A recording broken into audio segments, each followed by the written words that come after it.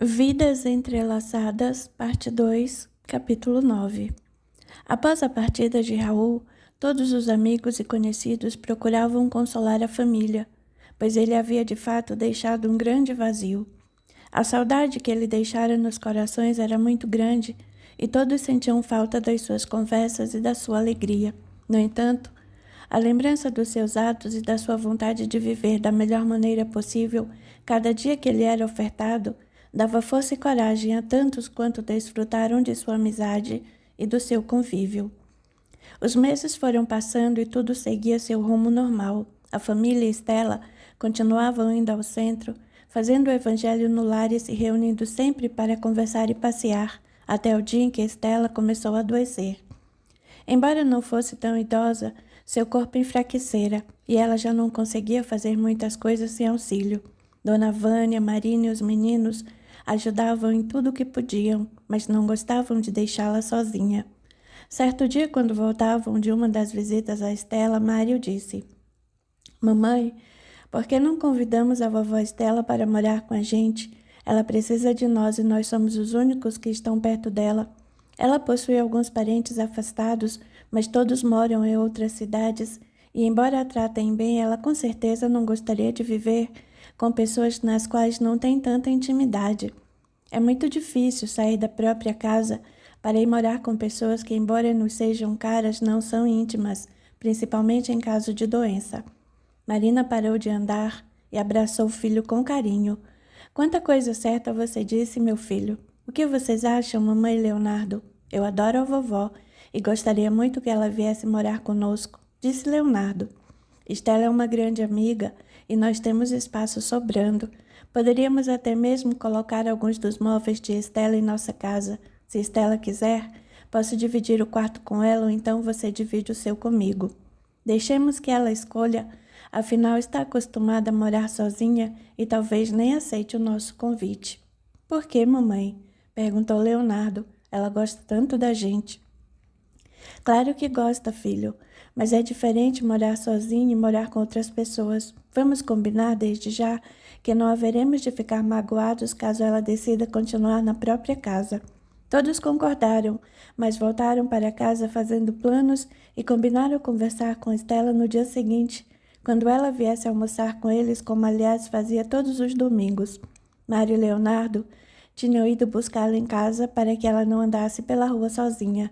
Apesar da sua debilidade, Estela gostava de caminhar, mesmo lentamente e parando a todo instante.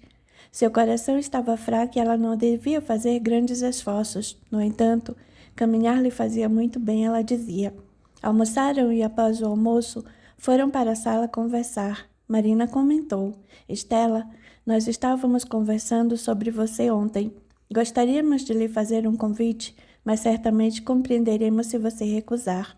"Fale, filho, o que vocês desejam?" "Nós sabemos que sua família já partiu e que seus parentes moram longe. Por outro lado, você está com dificuldade em se cuidar sozinha e até parou de trabalhar no hospital por causa da sua debilidade. Assim nós pensamos que poderia vir morar conosco. Nós nos preocupamos em deixá-la sozinha, pois se você se sentir mal, talvez não tenha como pedir ajuda. Compreenderemos se você não aceitar.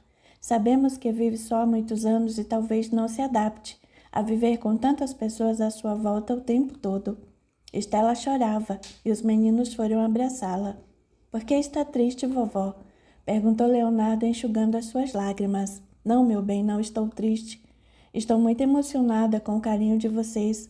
Sei do amor que nos une, mas entendo que cada qual necessita da sua privacidade. Nunca imaginei que pudessem renunciar à sua para ter a mim na casa de vocês." "Que é isso, Estela? Você faz parte dessa família." "Eu sei, filha, mas quantas mães e pais adoecem e vão para asilos porque os filhos não querem ou não podem tê-los em casa. O lar da gente é sagrado, eu sei, e agradeço muito pelo convite de vocês." "A senhora vem?" perguntou Leonardo ansioso.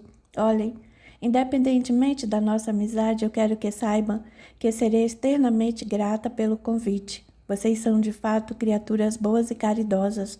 Eu não sei, no entanto, se é justo vir incomodar vocês." Dona Vânia, que até então ficara calada, disse: "Que é isso, minha amiga? Você só viria alegrar ainda mais o nosso lar. Estela chorava ainda mais e abraçava os meninos que continuavam do seu lado. Vocês não imaginam quantas vezes eu quis estar ao lado de vocês nas horas em que me sentia mal em casa. Não tenho medo de desencarnar, mas não queria estar só e sem carinho nessa hora. Não fale assim, vovó, disse Mário. Nós teremos ainda muitos momentos de alegria juntos. Se vocês têm certeza de que não vou incomodar, eu venho sim. Afinal, são a minha família. Todos se abraçaram e combinaram os detalhes da mudança de Estela. Ela alugaria a casa para ter uma renda extra e, juntamente com a sua aposentadoria, todos viveriam com tranquilidade. Garantiriam, assim, os estudos dos meninos que ainda tinham muitas coisas pela frente. Alguns móveis seriam doados e alguns trazidos para a casa de Marina. Ela, por sua vez, doaria também alguns dos seus móveis e assim seriam uma casa toda nova. Estela e Dona Vânia dividiriam um quarto. Afinal, somos duas velhas e nos entendemos bem, disse Dona Vânia rindo. A mudança foi providenciada e em cerca de 2 semanas estavam todos vivendo juntos, em harmonia, alegres e se auxiliando. As avós cozinhavam, cuidavam da casa e ajudavam os meninos nas tarefas. Marina trabalhava o dia todo e sempre chegava em casa cansada, mas contente por ter um lar a qual retornar. Por vezes chorava discretamente ao voltar do trabalho, pois se recordava de Raul por todos os lugares pelos quais passava. Sabia, no entanto, que ele estava do outro lado da vida, trabalhando para estar ao lado dele sempre que possível e pensava: meu querido amor, esteja onde estiver, receba agora todo o meu carinho. Siga adiante, que Jesus o abençoe em todos os momentos da sua nova vida.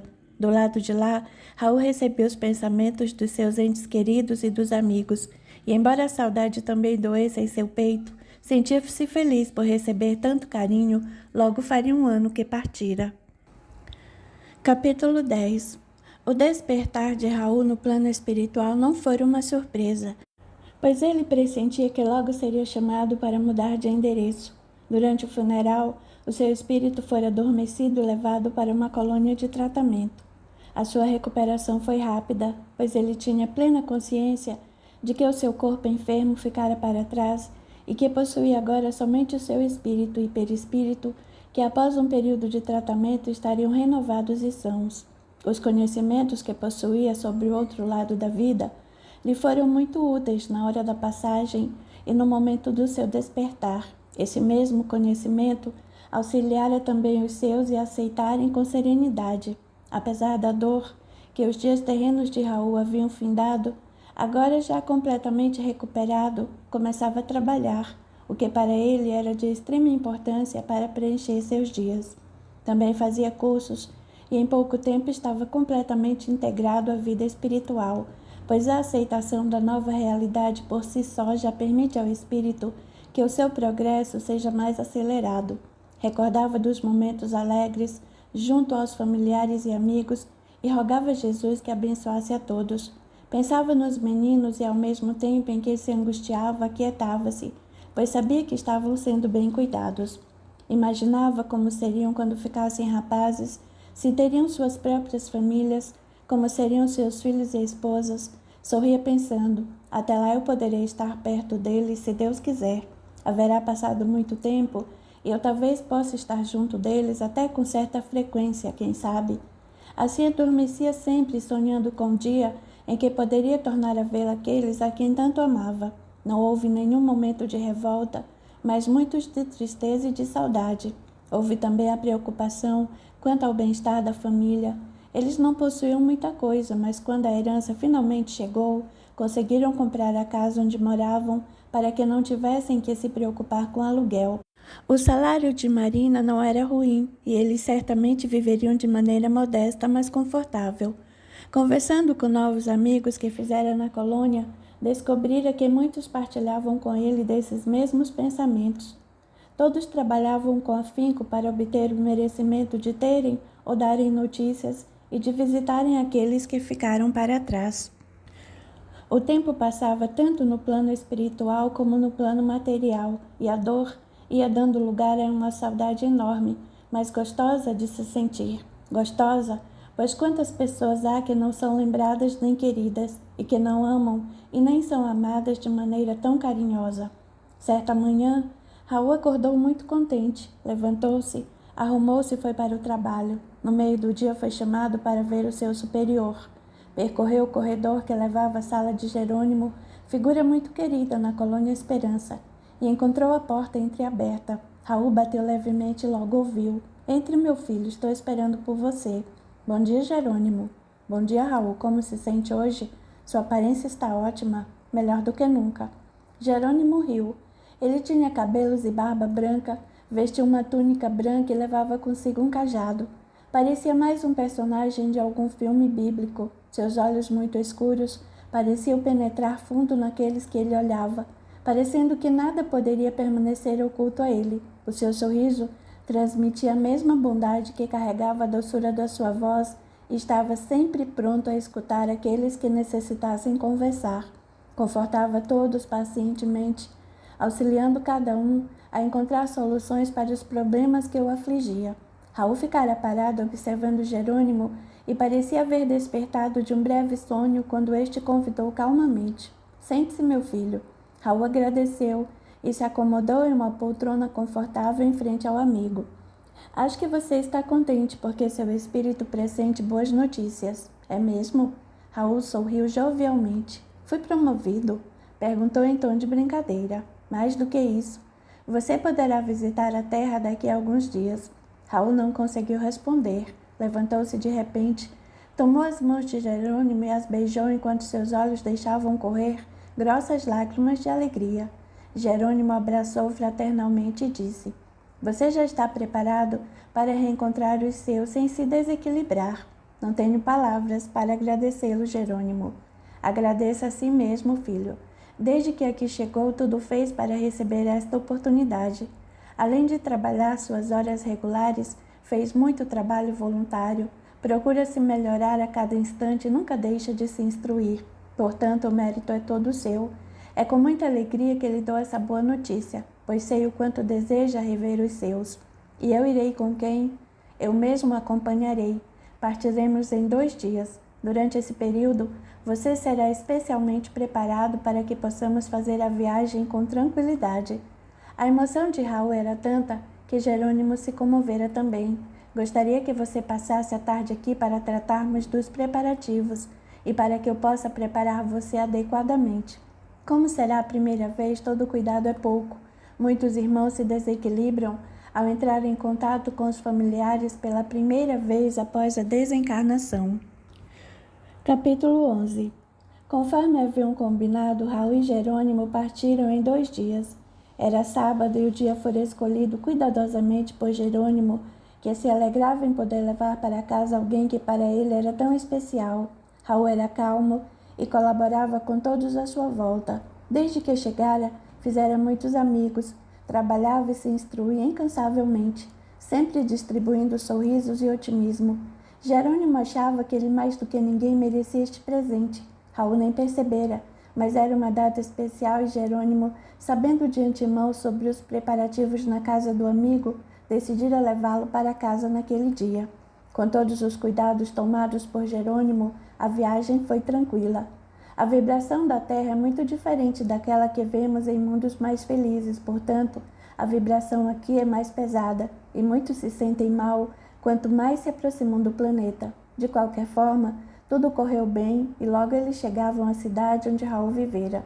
Ele se emocionou ao chegar à pracinha onde tantas vezes passeara com Marina quando ainda namoravam e que depois serviu de palco para diversos passeios com os meninos.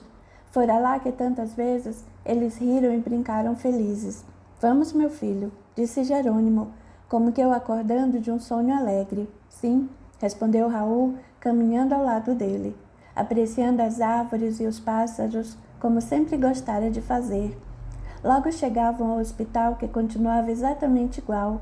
Pôde ver alguns pacientes tomando seu banho de sol e viu ainda inúmeros irmãos desencarnados auxiliando encarnados a cuidar dos enfermos. Parou e ficou apreciando tudo aquilo com grande emoção. É, meu filho, muitos dos nossos irmãos desencarnados preferem ficar por aqui, cuidando dos enfermos encarnados. oferecendo seu concurso bendito a tantos quanto eles necessitam. Já havia lido a respeito, mas não conseguia imaginar a beleza desse quadro. Certamente todos eles poderiam estar em algum plano superior. Certamente, filho, estão aqui por vontade e misericórdia de Deus. Muitos se encontram aqui há décadas e fazem seu trabalho com o amor que suas almas sublimes sabem doar. Quando estive aqui, pude também ser presenteado com os cuidados desses irmãos. Claro, se quiser, mais tarde voltaremos para que você veja tudo mais de perto. Combinado, respondeu Raul.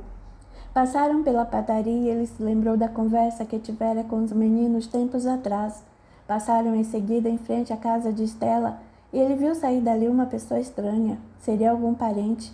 Por um momento, um pensamento lhe ocorreu à mente. Teria Estela desencarnado? Não, filho. Estela está bem. Vamos que estamos bem perto agora. Pararam em frente à cerca e lá estava a casinha branca de janelas azuis. As roseiras que ele plantara estavam lindas como sempre. Entraram e ele percebeu de imediato que a sala estava diferente. Alguns móveis não estavam mais lá e havia outros novos. Logo reconheceu a poltrona de Estela. Olhou para Jerônimo como que procurando uma resposta e este bondosamente explicou. Estela não estava muito bem de saúde e sua família resolveu convidá-la para vir morar com eles. Ela aceitou e agora Dona Vânia e ela dividem o quarto e os afazeres. Estela alugou a casa e com o dinheiro ajuda nas despesas. Aliás, a casa dela está no nome dos meninos sob a tutela de Marina. Como Estela não possui parentes próximos e todos já estão com a vida material bem encaminhada, ela resolveu doar seu único bem aos seus filhos que ela ama como netos. Raul se emocionou. Amada como era pela família que a acolhera, sabia que Estela jamais sairia dali, a não ser quando fosse convidada a partir para o plano espiritual. Assim, ela já antecipara os acontecimentos, a fim de não deixar para trás qualquer aborrecimento ou mal-entendido. Escrevera aos parentes dizendo-lhes o que havia feito, e que quando ela viesse a desencarnar, seriam bem-vindos para lhe prestar as últimas homenagens, caso desejassem, mas que não precisavam se preocupar com nada, pois ela já cuidara de tudo, inclusive do enterro dos seus despojos materiais. Os parentes de Estela estavam contentes em saber que ela estava bem, e vez ou outra ela recebia deles um telefonema ou uma carta. No final do ano, recebia diversos cartões de boas-festas de um ou outro parente, que ainda cultivava o hábito de escrever cartões. As vozes vindas da cozinha trouxeram Raul de volta à realidade. Sentiu o cheiro de bolo e logo viu Dona Estela e Dona Vânia conversando alegremente próximo ao fogão. Dirigindo-se ao quarto, encontrou exatamente igual ao que era. Enquanto havia um pequeno móvel repleto de fotos suas e com seus livros favoritos. Na cabeceira de Marina estava aberto o Evangelho segundo o Espiritismo. Ouviu a porta se abrir e correu a tempo de ver Marina, que chegava da feira auxiliada por um garotinho carregado de flores. Ela pediu a ele que levasse as flores até a cozinha e ofereceu-lhes alguns trocados e bombons. Ele sorriu, agradeceu e saiu correndo. As duas senhoras já tinham seus vasos a postos e logo os enfeitavam com flores do campo, alegres e coloridas. Outro vaso era só de rosas. Gostaram? Perguntou Marina alegre. Muito lindo, filha, respondeu Estela. Ele com certeza iria gostar. As três estavam emocionadas e Raul se emocionou também. Seriam para ele as flores? Jerônimo, que a tudo assistia, sorriu bondosamente, aguardando os acontecimentos. O bolo já está pronto? Perguntou Marina. Quase. Acho que podemos chamar os meninos e enquanto eles se aprontam, arrumamos a mesa. Vou levar o vaso de rosas para o quarto e chamo os dois dorminhocos, disse Marina pegando o vaso. Levou as rosas amarelas para o seu quarto e colocou no meio das fotos. São para você, meu amor. Que Jesus o abençoe e lhe dê força e coragem para prosseguir na sua caminhada. Um dia haveremos de nos reencontrar e ter um novo lar. Pedirei sempre a misericórdia divina para que nunca nos separe por muito tempo. Tenha um bom dia. Ela dirigiu-se ao quarto dos meninos. Raul acompanhou e ela sentia que alguém estava perto dela. Seria Raul, pensava. Isso era bom demais para ser verdade. Ficou emocionada e abraçou os filhos com carinho. Vamos tomar nosso café da manhã? Raul, que se sentara na cama junto com ela, abraçou Mário. Depois foi para outra cama e abraçou Leonardo. Eles haviam crescido tanto. Estavam bem e pareciam felizes. Os meninos abriram os olhos sonolentos e abraçaram a mãe. Leonardo gritou: Papai! Papai!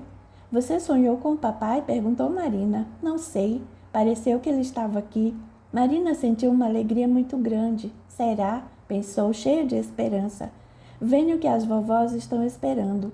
Os meninos se arrumaram rapidamente e logo foram para a cozinha, onde a mesa estava posta como sempre, mas um pouco mais arrumada do que era de costume para um simples café da manhã. O bolo fresquinho estava no centro da mesa e ao lado dele havia um pequeno vaso cheio de flores coloridas. A toalha era aquela das ocasiões especiais e Raul estava intrigado. Como não sabia qual era a data, imaginou que deveria ser o aniversário de alguém. Todos se sentaram e Mário convidou. Vamos fazer uma prece? Eu começo, disse Leonardo. Bom dia, Jesus, e todos os amigos espirituais da nossa casa e da nossa família. Obrigado, Pai do céu, por tudo aquilo que nós recebemos a cada dia. Mário continuou. Nós te pedimos, Senhor, que nos abençoe a todos e especialmente no dia de hoje abençoe o nosso Pai querido, que faria aniversário se estivesse aqui na terra. Permita que o nosso carinho, as flores e o nosso grande amor cheguem até ele e que ele possa sempre prosseguir com fé em busca da luz e da própria evolução. Obrigado, que assim seja. Todos estavam emocionados. Leonardo falou. Tenho certeza de que hoje o papai vem nos visitar. Aliás, acho que ele já está aqui, pois quando acordei tinha certeza de que ele estava aqui. Por que, meu filho? Perguntou Estela. Você sonhou com ele? Não, mas agora me lembro que há alguns dias sonhei que veio um homem velhinho e barbudo me falar que papai viria nos visitar no dia do seu aniversário. Todos se entreolharam emocionados e alegres. Então ele vem mesmo, disse Dona Vânia. Raul, emocionado, olhou para Jerônimo, que o abraçou e assentiu com a cabeça. De fato, ele conversara com Leonardo durante o sono físico, pois já vira que eles estavam organizando uma festinha para comemorar o aniversário de Raul. O café da manhã transcorreu alegre e o assunto foi Raul o tempo todo. Ele abraçava todos e agradecia o carinho. Mais do que nunca, sentia-se parte daquela família que tanto amava e experimentava a sensação sobre a qual lera tantas vezes, de que não só a vida continua, mas também de que nós não nos separamos daqueles que amamos quando partimos para o outro plano. É sempre possível manter um contato equilibrado com os nossos entes queridos, desde que nos seja permitido e que trabalhemos para isso. Os meninos foram brincar e as 3 mulheres ficaram arrumando a casa, enquanto já começavam a preparar o almoço. Ele se sentia tão próximo de todos que era como se estivessem esperando por ele a qualquer momento. Passou algum tempo na cozinha conversando mentalmente com elas que estavam certas da sua presença, para depois ir até o quintal onde os meninos conversavam e brincavam de bolinha de gude debaixo de uma árvore. De repente, Leonardo falou: Olha, Mário, o papai está aqui. Ele sorri para nós e está com o mesmo velhinho do sonho. Então vamos dizer ao papai o quanto nós o amamos. Raul abraçou os meninos, que tiveram então a certeza de que o pai os estava visitando. Capítulo 12. Raul deixara os meninos e se dirigira ao hospital, prometendo-lhes que voltaria mais tarde. No caminho conversava com Jerônimo. Então é assim que acontece? Bem, cada caso é um caso diferente e este é exatamente como deveria ser sempre. Onde há amor, equilíbrio e aceitação da vontade de Deus, tudo fica mais fácil e harmonioso.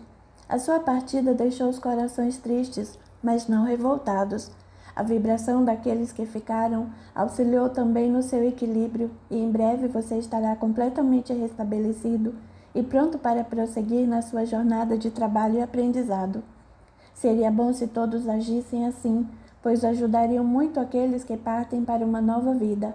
Infelizmente, mesmo aqueles que acreditam na vida após a morte do corpo físico tendem a se desesperar e tornam as coisas mais difíceis, tanto para aqueles que partem como para si próprios. Sua família, no entanto, sente, mas não se desespera, e entende que o seu corpo físico não podia mais suportar a vida na terra, por isso foi deixado para trás. Será que algum dia eu poderei saber a razão das coisas terem sido assim? Quero dizer, ter sido doente, partir cedo. Se for para ajudar na sua evolução, sim. Se for somente por curiosidade, não vale a pena. Raul acenou, entendendo que o equilíbrio dos planos traçados por Deus está em todos os detalhes e que de nada adianta sofrer por aquilo que já passou. Chegaram ao hospital, onde foram recebidos por um velho amigo de Jerônimo. Bom dia, meu amigo, como vai? Muito bem. Vejo que trouxe Raul para nos visitar. Desde que eu me apresente, sou Arlindo e coordeno as atividades do hospital. Seja bem-vindo, meu amigo. Jerônimo já me falou bastante de você, portanto já o conheço. Na verdade, eu conheço desde o tempo em que vinham se tratar no hospital, mas agora conheço também o que se passou com você desde a sua chegada à pátria espiritual. É bom conhecê-lo, Arlindo. É bom também saber que, mesmo quando estamos encarnados, existem tantos amigos prontos a nos ajudar o tempo inteiro. Muito mais do que se possa imaginar, interrompeu Jerônimo. As equipes do plano espiritual estão sempre prontas a socorrer os irmãos encarnados quando estes permitem e aceitam nosso auxílio. Será que, se soubessem que há tantos irmãos abnegados a estender-lhes as mãos, os encarnados não agiriam de modo diferente? Infelizmente, eu penso que não, respondeu Jerônimo. Geralmente o orgulho, o egoísmo e a vaidade são grandes entraves para o progresso do homem, que quase sempre imagina que tudo aquilo que faz e consegue é somente por mérito seu e não por misericórdia de Deus. É verdade. Quando as coisas vão bem, o mérito é do homem, mas quando vão mal, a culpa é de Deus, acrescentou Arlindo, fazendo com que Raul sorrisse. É bem assim que acontece. Falta humildade ao homem para dar a medida justa aos acontecimentos. Ambos os interlocutores acenaram com a cabeça, concordando com ele. Vamos visitar o hospital, convidou Arlindo. Entraram pela porta principal e caminharam pelo corredor que estava repleto de espíritos que iam e vinham, entrando em quartos e salas, numa sincronia tão perfeita que até parecia uma orquestra obedecer aos movimentos de um maestro invisível. Tudo era rápido, porém sem atropelos. Além dos espíritos que auxiliavam, havia alguns desencarnados em cadeiras de rodas, outros caminhando com auxílio de muletas, crianças, idosos e até uma jovem que parecia prestes a dar à luz. Raul parou e ficou contemplando todo esse quadro. Elevou o pensamento ao Pai, agradecendo a sua misericórdia, que permitia a todos, mesmo aqueles que por vezes recusam auxílio, receber um bálsamo para acalmar as suas dores. Os dois amigos se uniram a ele no mesmo pensamento. Era um espetáculo maravilhoso observar a luz que se fazia presente no ambiente naquele exato momento. Alguns outros irmãos que por ali passavam pararam também por um instante e se juntaram aos três, e logo se podia ver o clarão das vibrações emanadas por todos, que se uniu numa mesma prece para louvar a Deus, agradecendo por tantas coisas que dele recebemos a todo momento.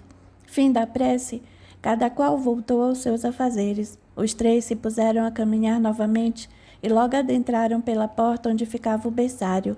Com os olhos espirituais, o médium vidente poderia observar o lindo trabalho que ali era realizado. Aos olhos carnais havia vários bebês, alguns dormiam, 2 ou 3 choravam, outros estavam acordados, quietinhos, e ao lado de cada um estava um espírito. Alguns transmitiam conhecimento e encorajavam o recém-encarnado a iniciar a sua jornada. Outros davam passes para auxiliar aqueles espíritos a se adaptarem à sua nova condição ou ainda a superar alguma dor física. Era realmente um belo e comovente quadro.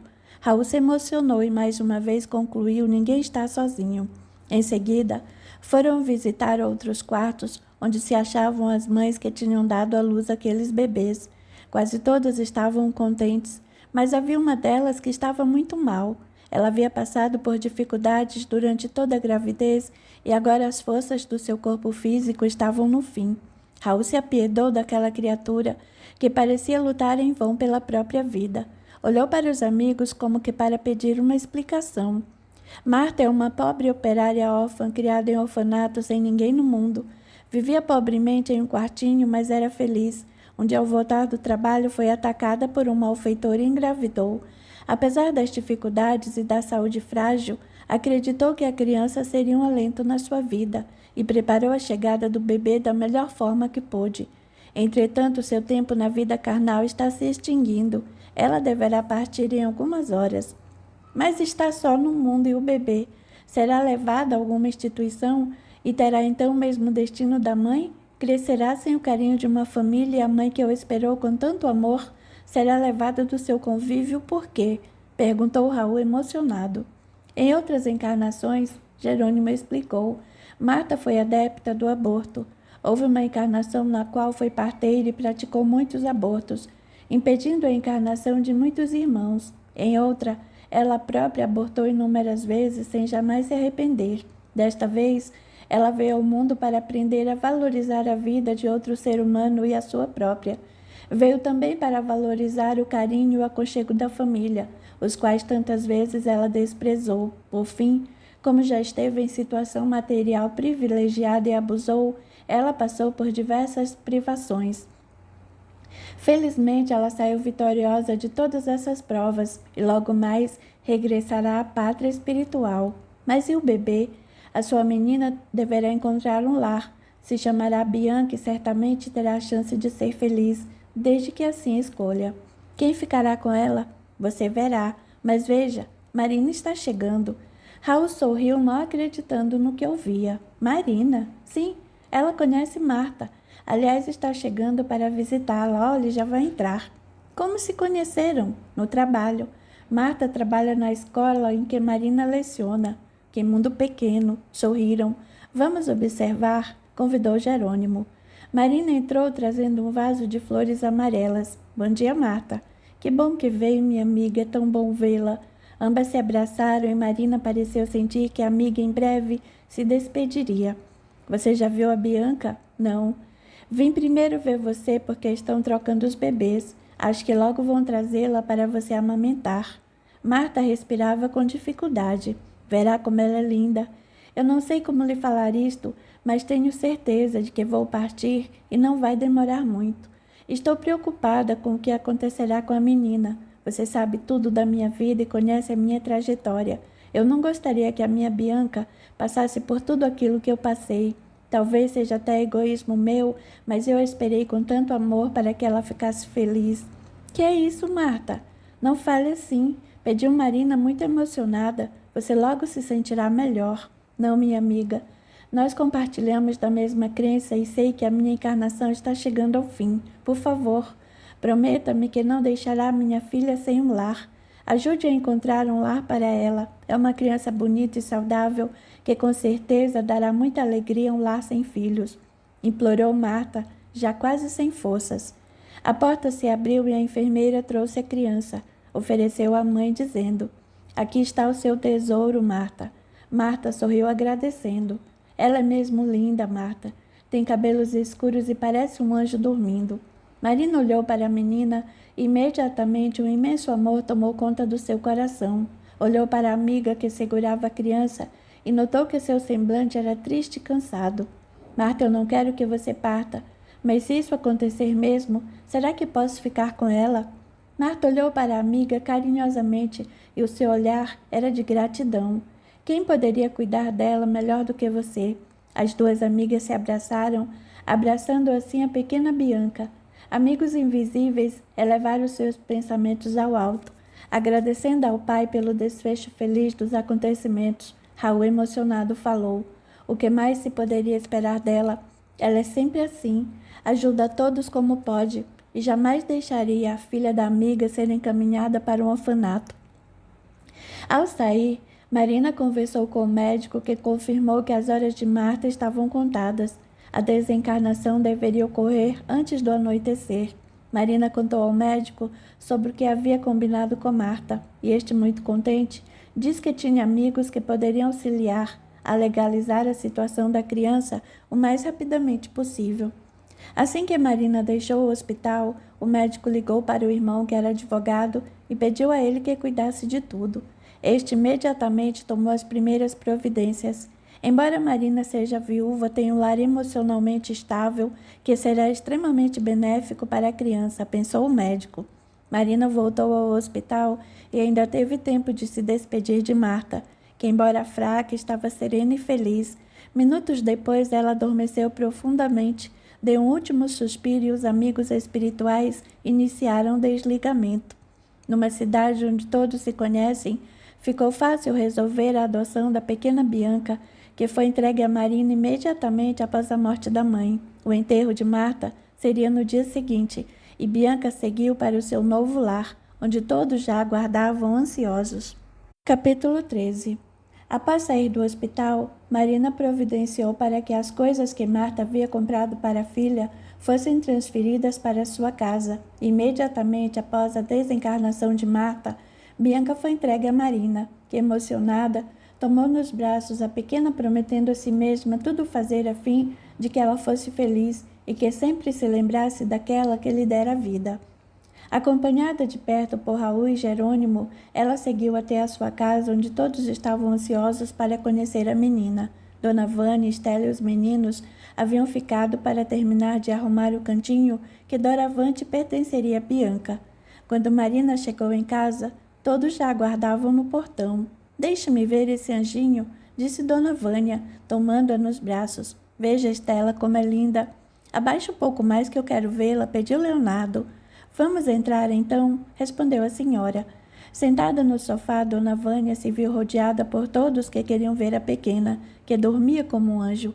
Era o sono tranquilo e feliz de quem dali em diante seria amada e protegida por tantos corações. Ao final do dia, reuniram-se todos para fazer uma oração, pedindo novamente a bênção para Raul, para Marta e para a pequena Bianca. O ambiente estava sereno e iluminado. Leonardo falou: "Mãe, eu vi o papai com o velhinho do sonho." Marina sorriu e disse: "Então ele veio mesmo. Eu sabia que ele estava por perto, pois senti logo cedo. Tenho certeza de que ele está bem e agradeço a Deus, a Jesus, por esta bênção. Foi um dia maravilhoso", disse emocionada. Marta partiu, mas nos legou seu maior tesouro e cumpriu aquilo que se determinou a fazer. Nós criaremos Bianca com todo amor e carinho, e um dia ela se encontrará novamente com Marta. Quem sabe em alguma outra encarnação elas possam viver juntas e felizes. A conversa continuou alegre até que os meninos foram convidados a se deitarem. Antes, porém, foram ver Bianca, que, limpa e bem alimentada, dormia profundamente. Raul seguira os movimentos da família e, quando todos já haviam dormido, conversava com Jerônimo. "Existe alguma ligação entre Bianca e a nossa família?" "Na verdade, não. Bianca foi uma das crianças que Marta abortou em outra encarnação. Bianca queria muito reencarnar e se tornou inimiga ferrenha de Marta. Tempos depois perdoou Marta, que prometeu deixá-la encarnar em outra oportunidade. Marta não iria cuidar dela, pois em outra ocasião Bianca abandonara a filha à própria sorte. Assim, ela deveria ficar só, sem ninguém da própria família, a fim de valorizar os laços da consanguinidade, que, como sabemos, representam a oportunidade de reparar relacionamentos menos felizes de outras encarnações, ou ainda o reencontro para a cooperação mútua no bem comum. E por que Marina teve que ficar com Bianca? Ela não teria que ficar com a menina. Isso foi decisão de Marina, portanto, mérito dela própria, que com certeza acrescenta pontos na sua ficha existencial, disse Jerônimo sorrindo. Ela poderia ter simplesmente feito aquilo que Marta lhe pediu, ajudando a criança a encontrar uma família, e com isso já teria cumprido com a sua parte. No entanto, foi além daquilo que se esperava dela. Raul sorriu contente. Sua companheira sempre fora a pessoa disposta a ajudar o próximo em todas as ocasiões que se apresentavam. Lembrava-se das vezes em que ela comentava sobre as dificuldades de uma ou de outra pessoa e corria para fazer algo, mesmo que aquilo significasse sua própria privação, e as conversas com as pessoas sempre procurava animá-las e ajudá-las a buscar saídas para os problemas. Sempre demonstrava paciência para ouvir os outros. De repente, seu semblante ficou sério e Jerônimo disse prontamente: "Não se preocupe. Bianca é um espírito dócil. Precisa aprender a valorizar a vida em família e se sentir amada. Graças a Deus vai ficar com uma família que lhe dará uma base sólida em termos de amor, carinho, religiosidade, moral e tudo aquilo que um ser necessita para se tornar digno e feliz.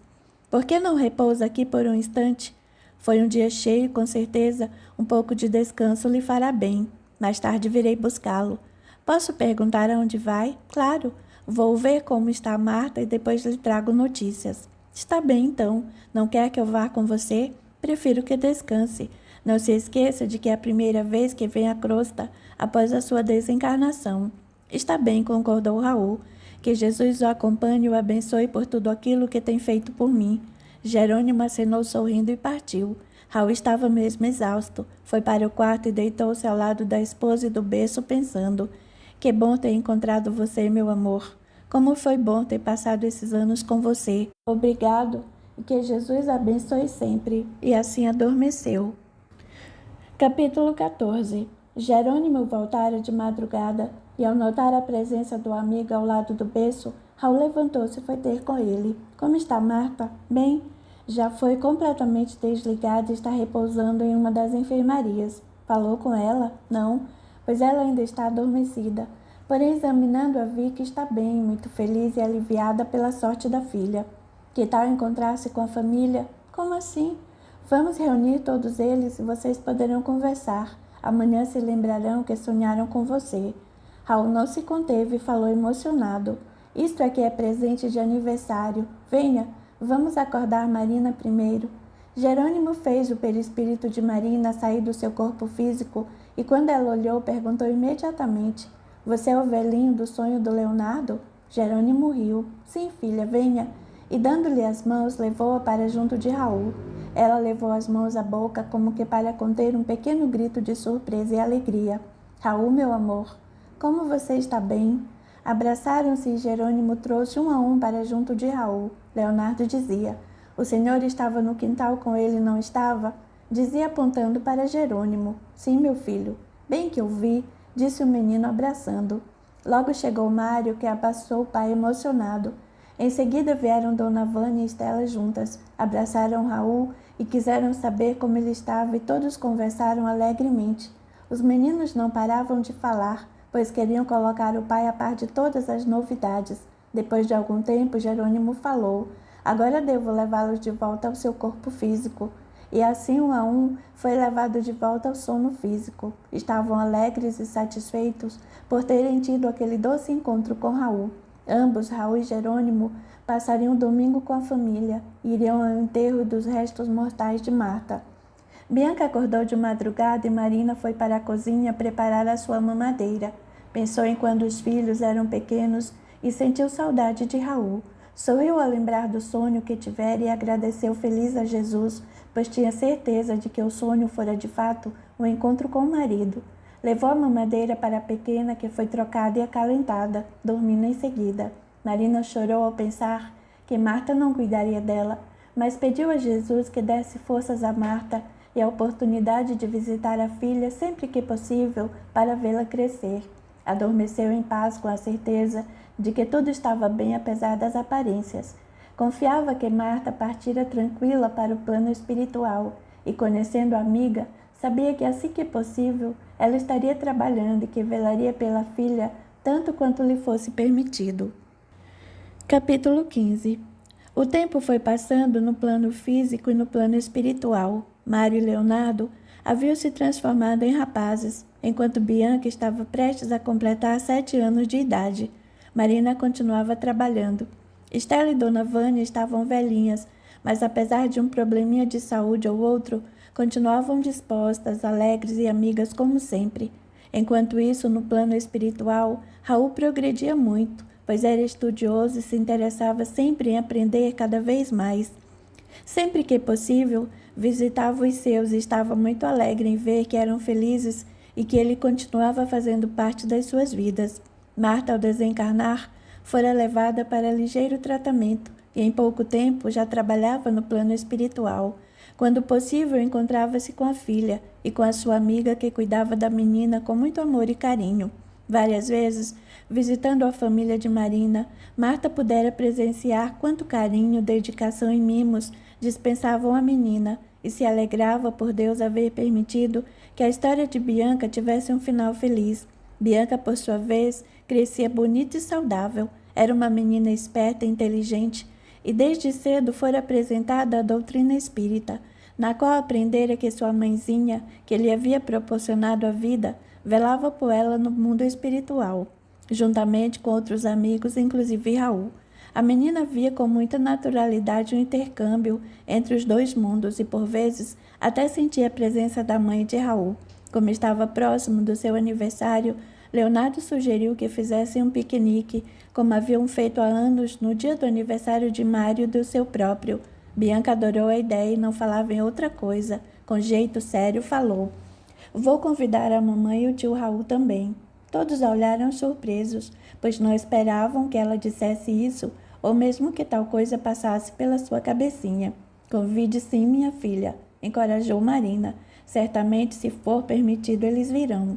Os dias se passaram e logo chegou o aniversário de Bianca. Muito cedo ela pulou da cama e foi deitar-se ao lado de Marina. Beijou-a e afogou seus cabelos. "Bom dia, mamãe. Dormiu bem?" perguntou sorrindo. "Muito bem, filha, e você?" "Também." "Parabéns, meu amor. Que bom tê-la ao nosso lado por mais um ano. Que Jesus a abençoe sempre e que você possa seguir os passos do Mestre querido em todos os dias da sua vida", disse Marina, abraçando a menina com carinho. "Bom dia, princesa. Vamos nos arrumar para o piquenique?" Era Mário que entrava com Leonardo. A menina correu na direção dos dois, que a pegaram no colo, abraçando-a e beijando-a com carinho. Para eles, ela era de fato a irmãzinha que a vida trouxe de presente. Logo vieram as vovós e a festa começou ali mesmo. No instante, todos estavam prontos e saíram de casa para o local do piquenique. "Será que a mamãe e o tio Raul vão estar lá?" perguntou Bianca. "Tomara que sim", disse Marina. O dia estava bonito. O sol morno aparecia no céu muito azul e a brisa suave deixava a temperatura agradável. Bianca corria de um lado para o outro numa alegria contagiante. De repente, Leonardo falou apontando: "Olha lá o papai, a titi e o vovô barbudo." "Viu só, mamãe, eles vieram." Todos se reuniram em comovida prece e Bianca falou: "Obrigada, Senhor, por eu estar cercada de pessoas que me amam tanto e por receber as visitas da mamãe, do tio Raul e do vovô barbudo. Abençoe as crianças que não conhecem esse amor e permita que um dia elas possam receber pelo menos um pouquinho do carinho que eu recebo o tempo todo. Abençoe a mamãe, as vovós, os meus irmãos, a mamãe que me deu a vida e o tio Raul que também me ama muito. Abençoe também o vovô que está sempre com o tio Raul, pois tenho certeza de que ele me ama também." Todos se emocionaram com a prece sincera da menina, e os desencarnados se entreolharam e sorriram felizes.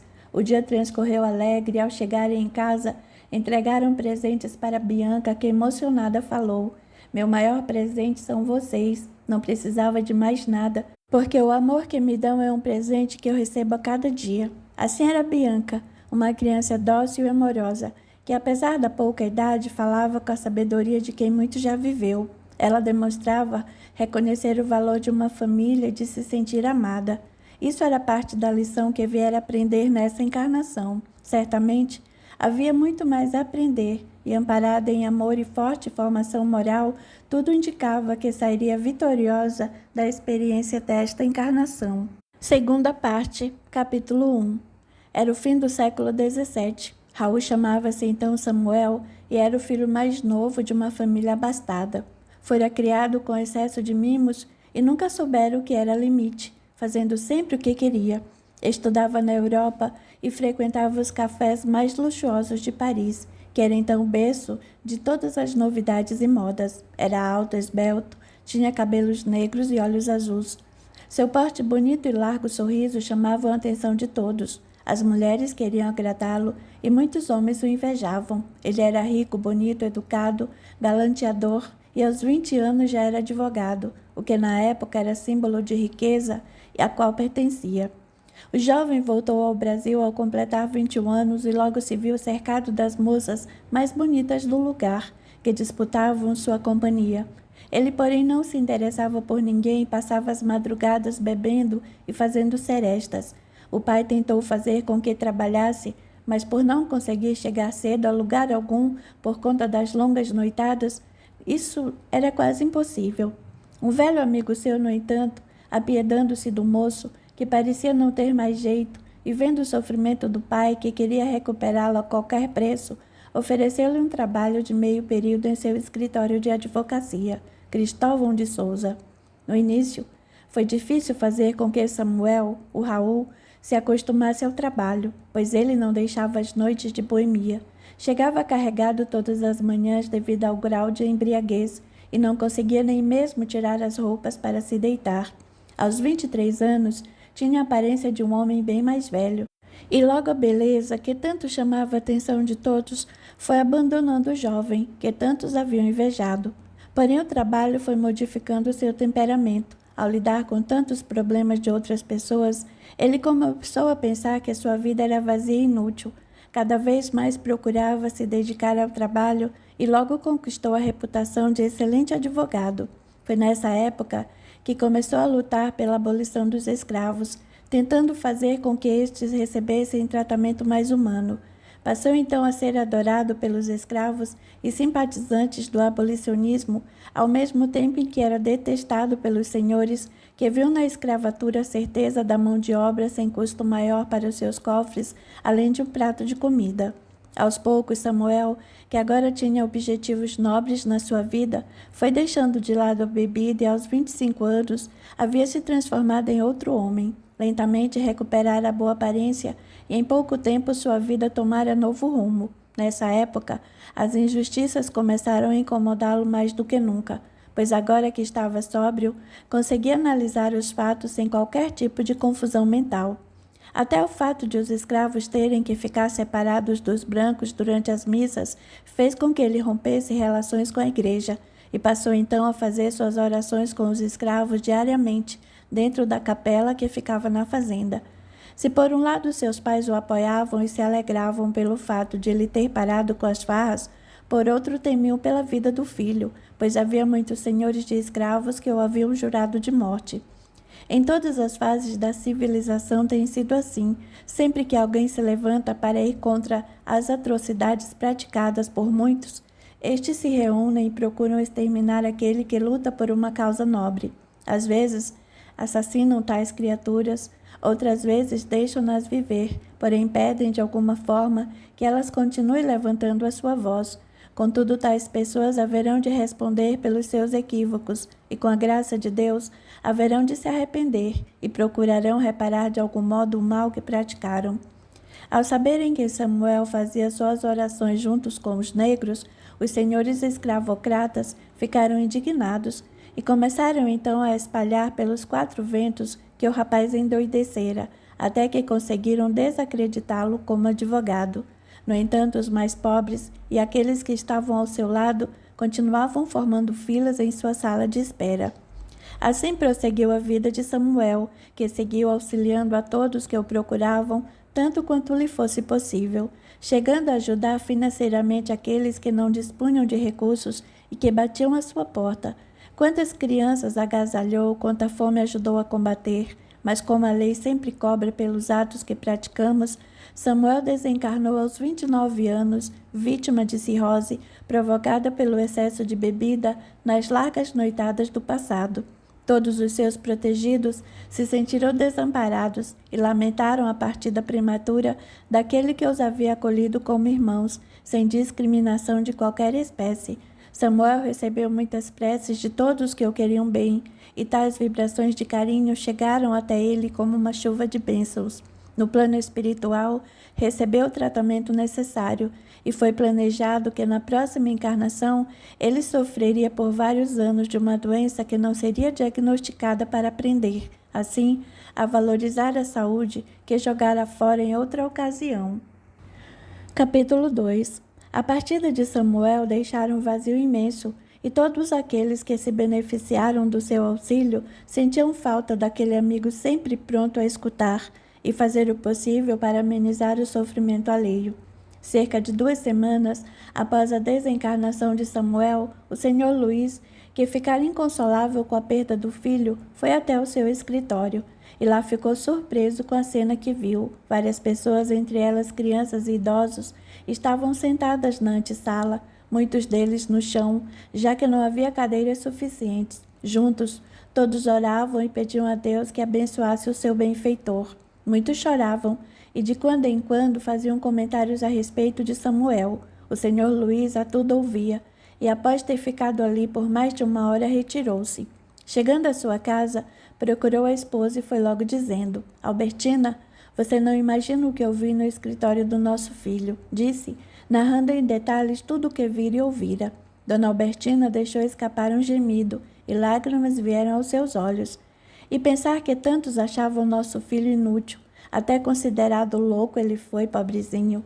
Abraçando-a, o senhor Luís falou, vim pensando pelo caminho, o que acha de nós continuarmos o trabalho que nosso filho começou? Ela olhou surpresa. Será que nós conseguiremos? Talvez de um jeito um pouco diferente, mas acho que vamos conseguir sim. Para começar, vamos pagar um pequeno salário para cada um dos nossos escravos. Samuel havia me pedido para nunca separar as famílias e também para deixar as crianças irem à escola e dar descanso aos mais velhos. Pediu-me ainda para não castigar a quem quer que fosse, pois o tempo sempre se encarrega de nos punir. Ele lhe pediu isso.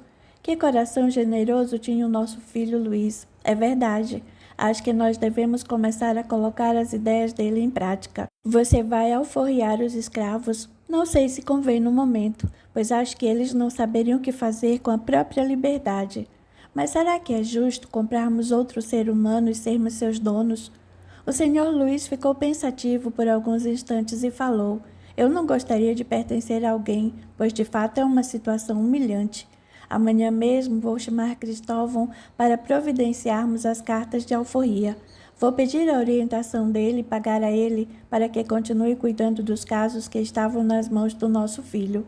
Os pais de Samuel não podiam ver, mas o ambiente espiritualmente bem iluminado estava repleto de criaturas agradecidas que jogavam sobre eles pétalas de flores. Eram parentes dos escravos e seus protetores espirituais, que nesse momento ergui uma prece para louvar a Deus pelos últimos acontecimentos.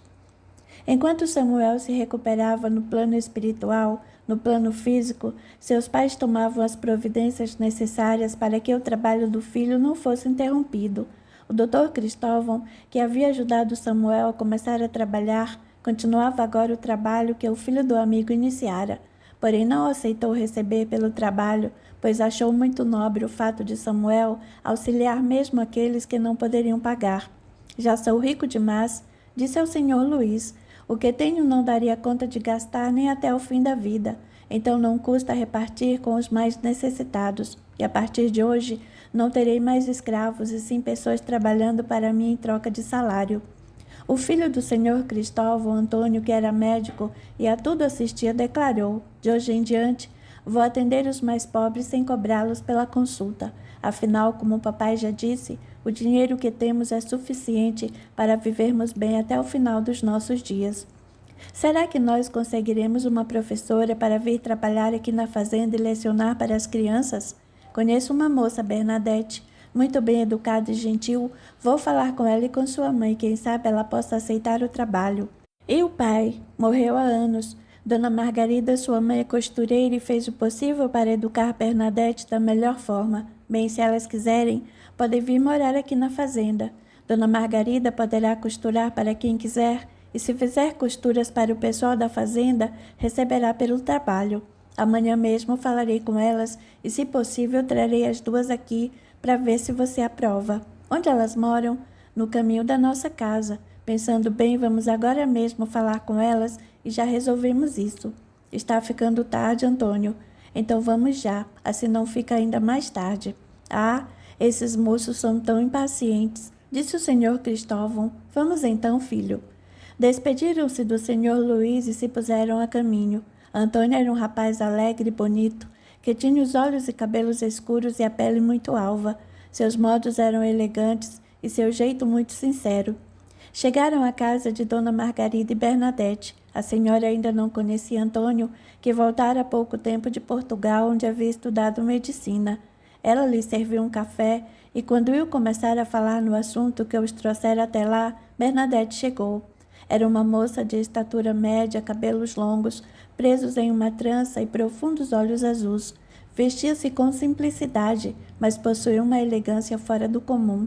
Assim que a viu, Antônio ficou impressionado e não conseguia tirar os olhos da moça. O Dr. Cristóvão contou a ela sobre Samuel e sobre o seu desejo de fazer mudanças na fazenda.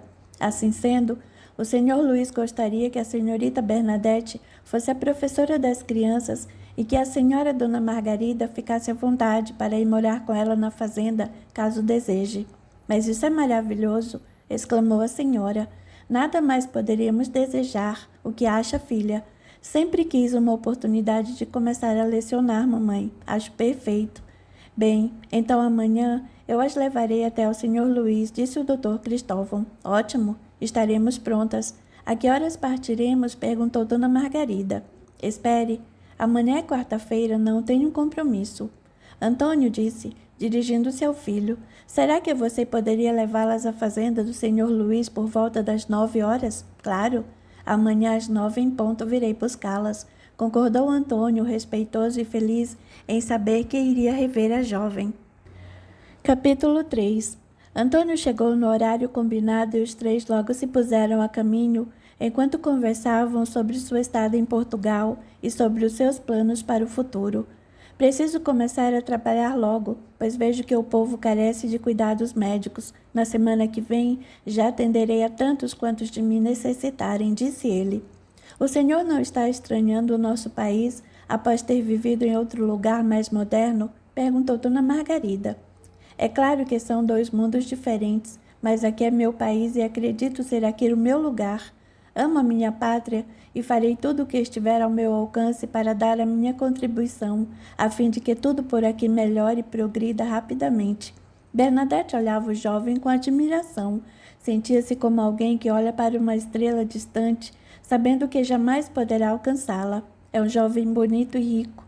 Jamais poderia sonhar em me aproximar de alguém que esteja em condições tão diferentes das minhas. Sou pobre e devo permanecer com os meus iguais. Não é correto querer me misturar com pessoas de outra classe social, pensou a moça, suspirando tristemente. Percebendo a sua tristeza repentina, Antônio perguntou com preocupação. Sente-se bem, senhorita? Gostaria de parar um pouco para respirar ar fresco antes de prosseguirmos a viagem? Bernadette sentiu-se muito embaraçada, como se o rapaz tivesse descoberto seus últimos pensamentos. Corou e acenou negativamente a cabeça, desviando o olhar do jovem. Parece triste. Será que não quer ir trabalhar ou viver na fazenda? É o que eu mais quero, respondeu ela apressadamente. Acho que acordei um pouco triste hoje, é só isso.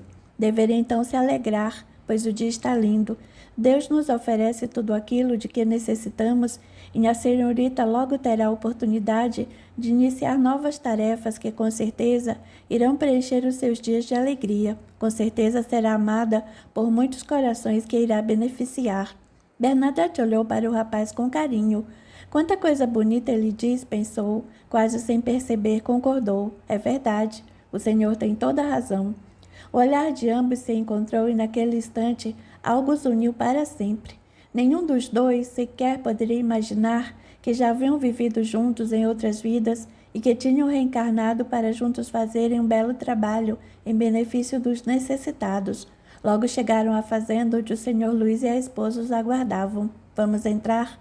Convidou Dona Albertina. Por favor, tragam-nos refrescos, pediu para uma das escravas. Pois não, Dona Albertina, disse a moça, retirando-se e voltando logo em seguida. Dona Albertina então sorriu para a escrava e lhe disse, obrigada, filha, que Deus a abençoe. Dona Margarida e Bernadette se entreolharam, pois nunca haviam visto tal coisa. Dona Albertina se dirigia à escrava como quem falara com alguém querido. Celeste é mãe de duas das crianças que pretendemos que sejam suas alunas, Bernadette. É claro, se aceitar o trabalho, disse Dona Albertina sorrindo. Bernadette, que havia simpatizado com o casal e que já se sentia muito alegre ante a possibilidade de viver em um lugar tão bonito, respondeu, já aceitei, senhora. Resta saber se haverão de me querer realmente. Todos sorriram e Dona Albertina pediu. Luiz é a sua vez, pois terá que falar sobre as condições de trabalho e sobre o salário com a moça. Bem, minha filha, como eu disse ao Cristóvão, nós temos uma casa desocupada. É muito confortável, tem varanda, flores por todo lado. E se vocês quiserem morar lá, podem se mudar hoje mesmo. Gostaria que viessem à casa primeiro, pois afinal deverão se sentir confortáveis antes de mais nada. Pensei que morar aqui iria facilitar o seu trabalho. No entanto, pode ir e vir todos os dias se preferir. Luiz, Vamos mostrar-lhes a casa que é melhor, sugeriu Dona Albertina. Então vamos, convidou o pai de Samuel. A casa era próxima da casa grande, era branca, de janelas azuis como as outras, que eram as casas dos escravos, ou melhor, dos funcionários, como diria Samuel. Esta, no entanto, ficava bastante próxima da casa grande, pois foi construída pelo avô do senhor Luís para abrigar os sogros e os pais que insistiam em morar em sua própria casa, mais próximos dos filhos. Ao saber disso, Bernadette falou: "Tem certeza de que não seremos inconvenientes? De jeito nenhum", disse Dona Albertina. "Para nós é até um favor que alguém a ocupe, pois faz tempo que ninguém a habita." Entraram na casa, que estava arrumada, limpa e cheia de flores, pois havia uma funcionária só para cuidar dela. "Que mimo, Dona Albertina!" exclamou Dona Margarida. "É mesmo uma beleza, mamãe", acrescentou Bernadette. "Que bom que gostaram. É claro que poderão trazer os seus móveis e retirar os que aqui se encontram." Dona Margarida ficou séria. "Sabe, Dona Albertina, nós não temos muito o que trazer. Na verdade, a casa na qual moramos nos é emprestada por uma sobrinha que nos faz essa caridade." Percebendo a tristeza de Dona Margarida, Dona Albertina convidou a sentar-se e a costureira contou a sua história brevemente. "Meu marido era um homem muito bom, porém, quando Bernadette ainda era bem pequena, começou a beber e a jogar. Até então vivíamos confortavelmente em uma bela casa. Possuíamos muitas joias e algumas propriedades. Ele jogou até o último centavo que tínhamos, e tudo que eu pude tirar da casa foram as joias e alguns objetos valiosos que trouxe comigo para a casa da minha sobrinha, que é onde moramos desde então. Foi com esse dinheiro que pude dar algum certo conforto para minha filha, comprar livros e ensiná-la o que sei. Meu pai, um homem muito culto, sempre fez questão de ensinar muitas coisas e também de nos ensinar o amor pela leitura. Passei isso para minha Bernadette, que, embora pobre, possui uma rica bagagem cultural." Antônio olhou para a moça, admirando ainda mais. Ela parecia uma princesa, apesar de não ter posses, pois falava bem, tinha modos delicados e sabia se arrumar. Dona Albertina notou o olhar de Antônio e sorriu. "E o seu marido? Se me permite perguntar, o que aconteceu com ele?" "Ele morreu quando Bernadette estava com 13 anos. Na verdade, um dos agiotas para quem ele devia dinheiro mandou matá-lo, pois soube que ele já não possuía mais nada. Graças a Deus, nunca vieram atrás de nós para cobrarem as dívidas dele, uma vez que já pagou tudo o que devia com a própria vida." "Que triste, Dona Margarida. A senhora e a sua filha devem ter sofrido muito." "Sofremos sim, Dona Albertina, mas Deus foi tão bom conosco que permitiu que a minha sobrinha tivesse condições de nos estender a mão. Além disso, Bernadette e eu vivemos muito felizes, pois temos fé em Deus, que um dia o pai dela haverá de ser feliz, esteja ele onde estiver." "Então a senhora já o perdoou?" "Claro. Bernadette e eu oramos por ele todos os dias e rogamos ao pai que o abençoe." Nada mais havia a dizer ante corações tão generosos. Dona Albertina convidou para que voltassem à casa grande e os detalhes foram acertados. Antônio se ofereceu para auxiliar na mudança e no dia seguinte, com a ajuda de alguns funcionários do senhor Luís, Bernadette e Dona Margarida mudavam de endereço. Um dia depois, ambas foram à casa da sobrinha de Dona Margarida para agradecerem sua bondade, e até o final das suas vidas, mãe e filha abençoariam a generosidade daquela que havia lhes estendido a mão numa hora de grande dificuldade. A sobrinha, por sua vez, sentia-se feliz em haver sido útil. Os dias transcorriam rápidos e cheios de novidades. Os alunos adoravam Bernadette, que lhes ensinava tudo com carinho. Antônio se oferecera para visitar os escravos periodicamente, pois além de trabalhar e auxiliar, teria oportunidade de rever Bernadette regularmente. Enquanto isso, Dona Margarida continuava costurando para as suas freguesas e agora ia atendê-las em casa. Fazia também roupas para todos na fazenda e com isso a sua renda aumentara bastante. Todos estavam bem tranquilos, a fazenda prosperava e, à luz das ideias de Samuel, os escravos viviam felizes e em condições dignas. Após um pouco mais de um ano, Bernadette e Antônio se casaram e ambos passaram a viver na fazenda, auxiliando a tantos quanto podiam. O pai de Bernadette, o homem que o assassinara e o mandante do crime, se reconciliariam um dia, quando aprendessem o amor e o perdão que o mestre nos ensinou.